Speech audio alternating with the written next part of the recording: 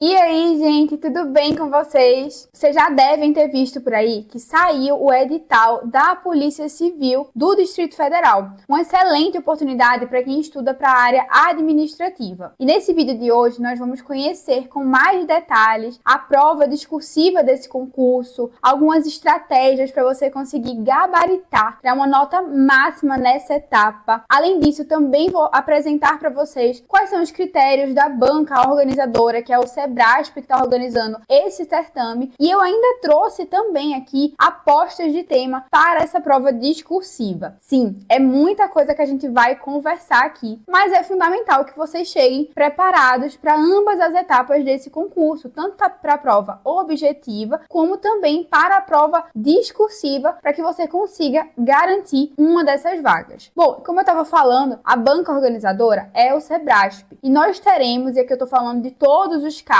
que envolvem esse concurso, nós teremos 260 vagas imediatas. Além disso, teremos também um cadastro de reserva de 480 vagas, tá? É muita coisa. E as oportunidades são para diversos cargos. Se eu não me engano, nós temos mais de 15 cargos, 17, uma coisa assim. Cargos que vão para o caso também de analista de apoio às atividades da Polícia Civil. Nós temos também o cargo de gestor de apoio às atividades da Polícia Civil. São cargos de nível médio, alguns cargos são de nível superior, e os salários eles variam de um pouco mais de 4 mil, podendo chegar a mais de 8.700, então uma excelente remuneração também. Além de uma boa quantidade de vagas, nós também temos uma excelente remuneração. Outro ponto interessante para destacar aqui é que nessa prova nós não vamos ter o famoso teste de aptidão física que acontece muito nas carreiras policiais, que é o TAF. Nessa prova vai ser cobrado como etapa desse concurso a prova objetiva e a prova discursiva. Então não vai ter TAF, não vai ter o psicotécnico, nada disso, só essas duas etapas. Falando da prova objetiva, teremos uma prova bem no estilo do Sebrasp, aquela prova de certo e errado, em que uma errada anula uma certa. Então já fica ligado aí com os seus chutes, muita atenção naquilo que você vai chutar. Falando especificamente da prova discursiva, vou deixar só o slide na tela para eu fazer algumas anotações aqui com vocês. Bom, falando especificamente da prova discursiva, ela vai valer até 30 pontos. A objetiva até 120 e a prova discursiva até 30 pontos. Prova consistirá de uma redação de texto dissertativo, isso quem está dizendo é o edital, não sou eu, com no máximo 30 linhas. E ele fala lá no edital que será cobrado conhecimento específico relacionado ao cargo ou à especialidade. Pessoal, quando o edital vem assim, falando que vai ser cobrado a respeito de conhecimento específico relacionado ao cargo, à área de atuação, à especialidade, a nossa expectativa aqui é de uma discursiva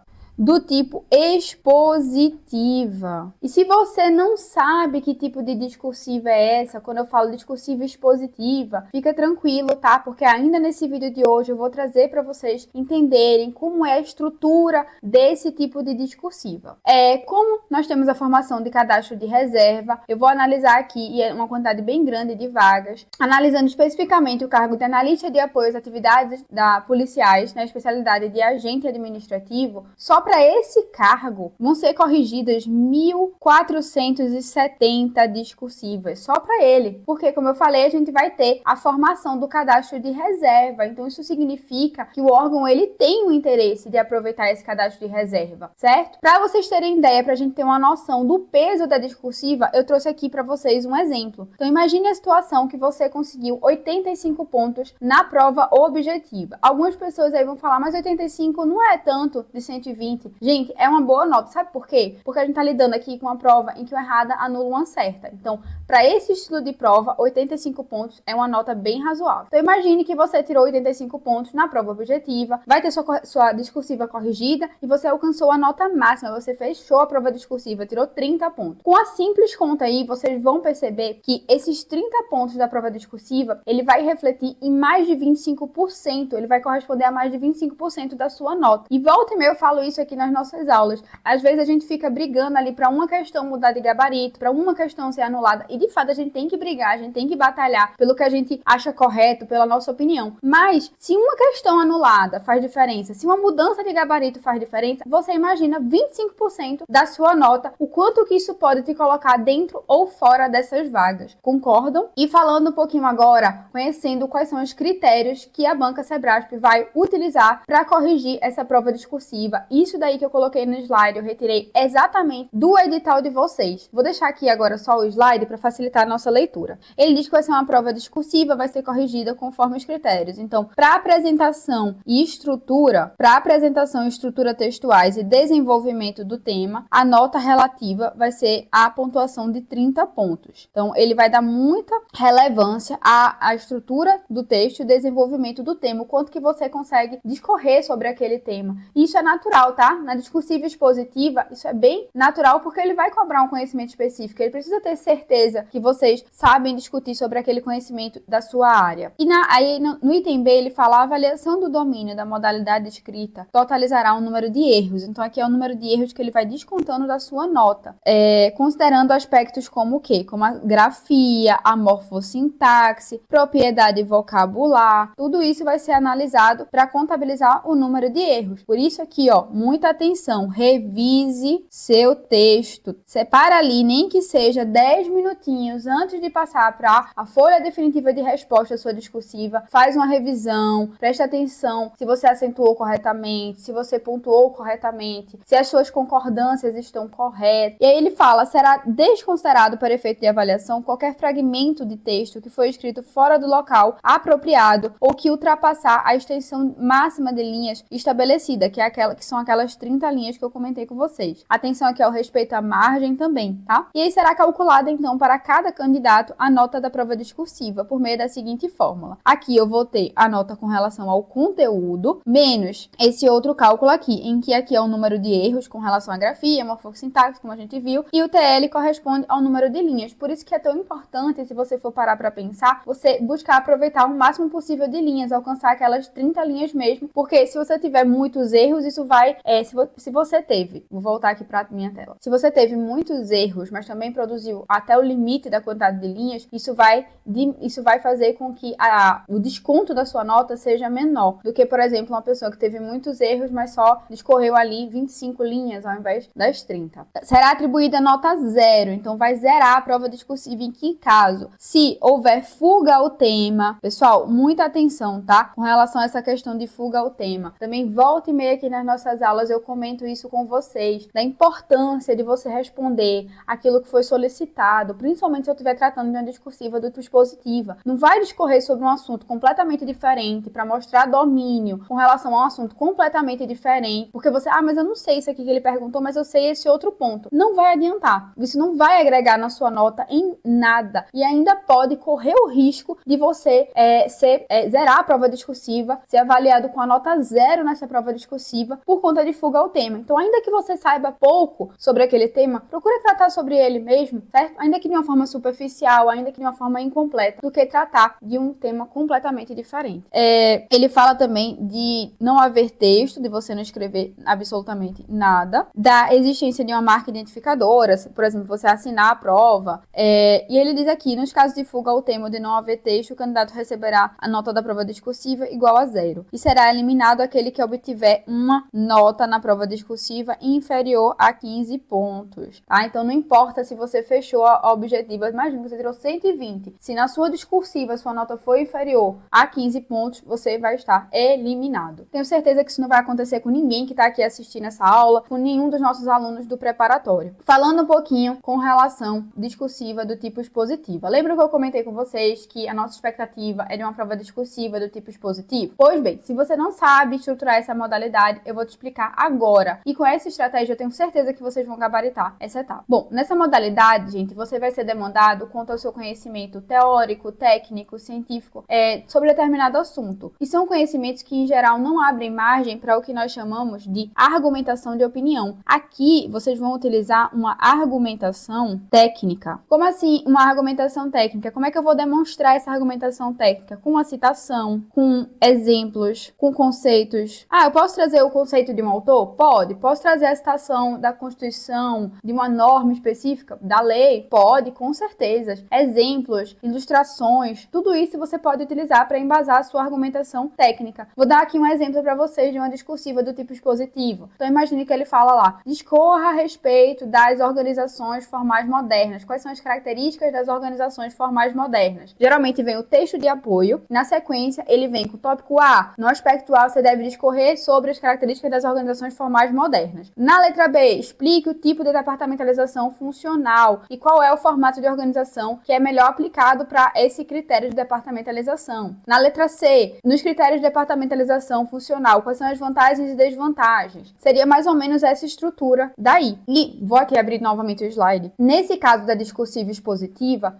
como é que vocês devem estruturar? Vocês não precisam fazer uma introdução, não precisa fazer um parágrafo de conclusão. Você vai utilizar cada um dos seus parágrafos para responder a cada um dos aspectos que foi solicitado. Então, aqui no primeiro parágrafo, você vai discorrer sobre o primeiro aspecto. Como eu comentei aqui um exemplo, discorra sobre as características das organizações formais modernas. Aqui você vai já iniciar. As características das organizações formais modernas são papapá, papapá, papapá. E aí vai dizendo. Pode utilizar a citação de autor, se você não lembrar. Se não lembrar também, não tem problema. Não precisa copiar exatamente a citação daquele autor, não. Mas a ideia é, você vai apresentar o seu aspecto, vai deixar marcado para o examinador qual é o ponto que você está discorrendo a respeito ali. Você inicia as organizações formais modernas. Tô só dando um exemplo, tá? Você pode estruturar melhor. Como característica, E aí você vem com o seu argumento, você pode utilizar 1, 2, 3 argumentos e no final você pode fazer até um períodozinho ali de encerramento. É facultativo esse período de encerramento, se assimila a uma conclusão daquele parágrafo, mas o ponto principal aqui, gente, é você deixar muito bem marcado no início do seu parágrafo do que é que você está tratando ali.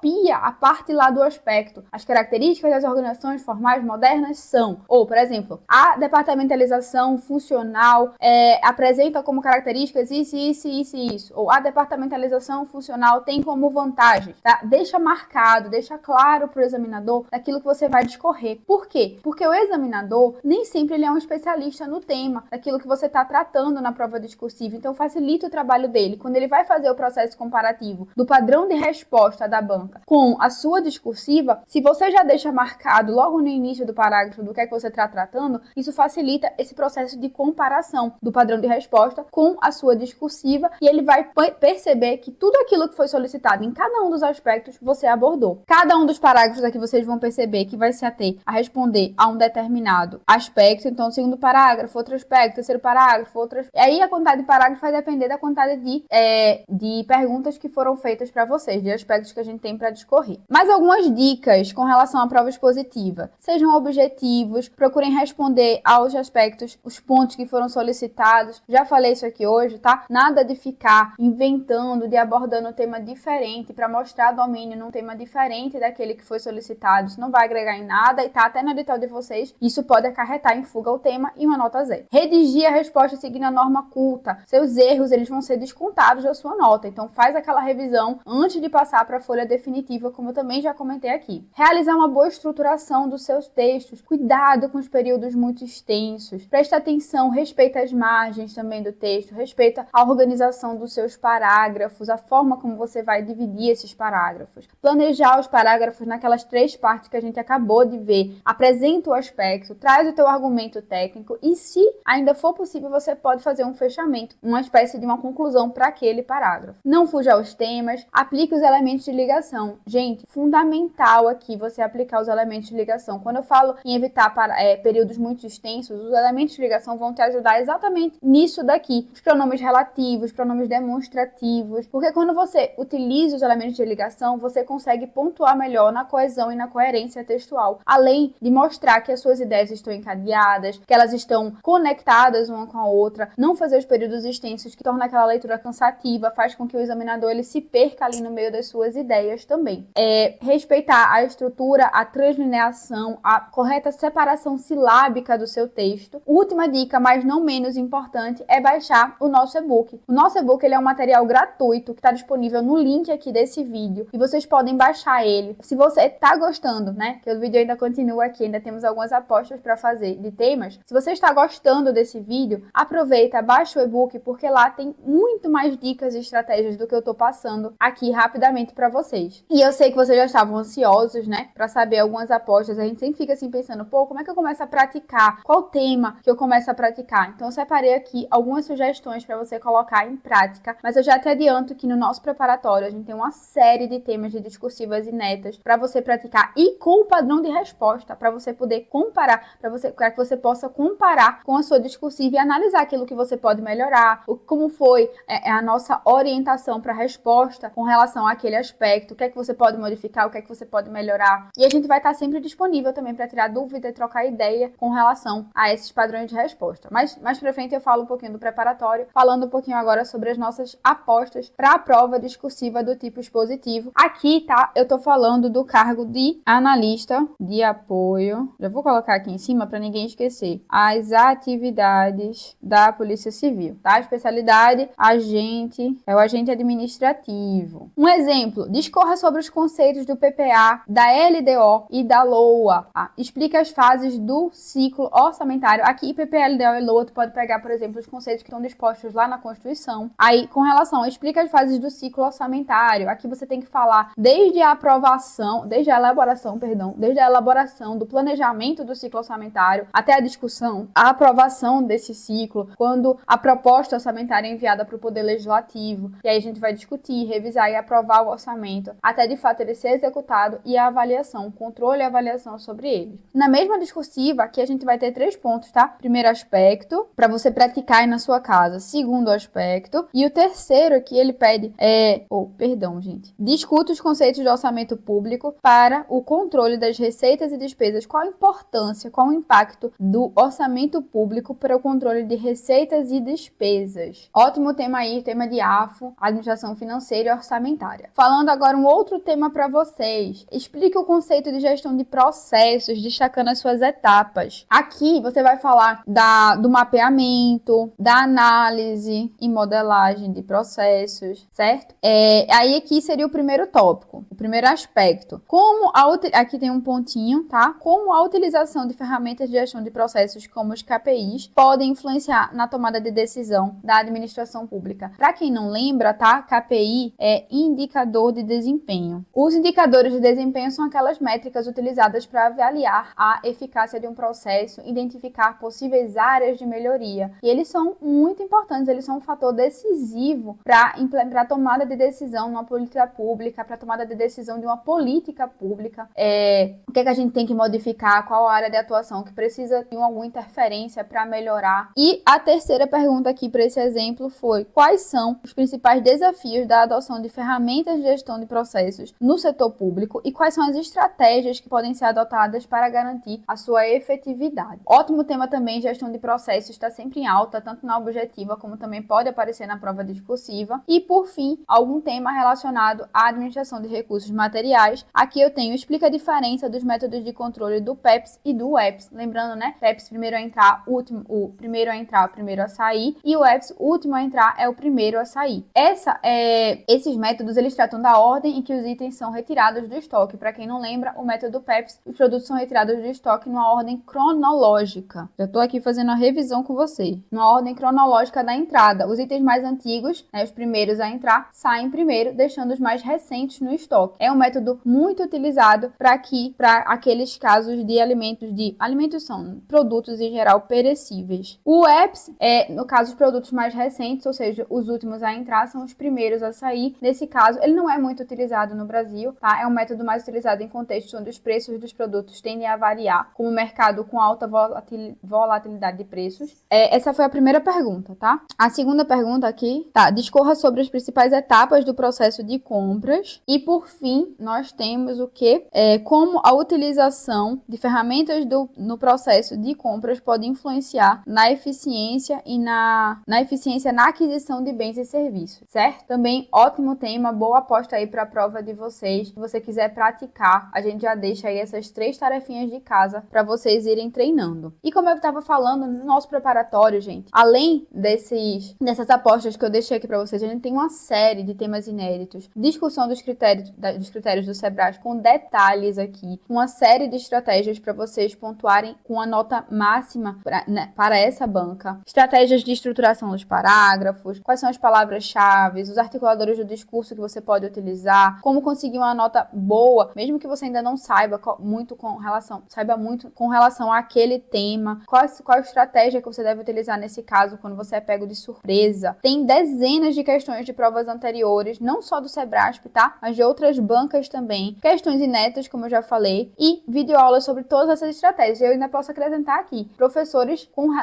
aptidão para a área específica, certo? No meu caso, por exemplo, eu sou professora de administração e estou aqui na discursiva com vocês para auxiliá-los para essa área em específico. Então, nossas discursivas, elas são elaboradas por professores da área. Nossos vídeos são tratados, todas as nossas videoaulas são de professores daquela área de atuação da prova discursiva também. E a gente está, obviamente, à disposição de vocês para esclarecer qualquer dúvida. E é isso. Espero que vocês tenham gostado das apostas que a gente deixou aqui como tema. Espero que vocês se preparem e iniciem, na verdade, essa preparação o quanto antes e espero poder ler aqui nos comentários algumas aprovações. E a gente se vê na próxima aula.